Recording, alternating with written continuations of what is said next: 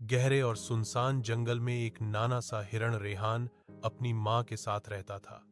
वह कमजोर था, दूसरे जानवरों की तरह तेज नहीं दौड़ सकता था, इसलिए अक्सर तन्हा रहता। बाकी जानवर कभी कभी उसका मजाक भी उड़ाते। एक रात जंगल में डरावना तूफान आया। बिजली कड़की, दरख्त गिरने लगे और सब जानवर अपनी जान बचाने लगे। एक बड़ा दरख्त गिरकर जंगल के बादशाह शेर सुल्तान को जख्मी कर गया। सब जानवर दूर खड़े तमाशा देखते रहे, कोई आगे नहीं आया सिवाय नन्हे रेहान के। अपनी कमजोर टांगों के बावजूद रेहान आगे बढ़ा।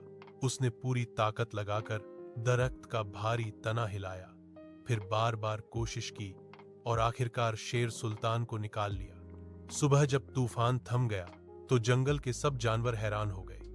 शेर सुल्तान ने रेहान को देखकर कहा, ताकतवर वो नहीं होता जो बदन से बड़ा हो, ताकतवर वो होता है जिसका दिल बड़ा हो। उस दिन से रेहान को कोई कमजोर नहीं कहता था, वो सबका हीरो बन चुका था।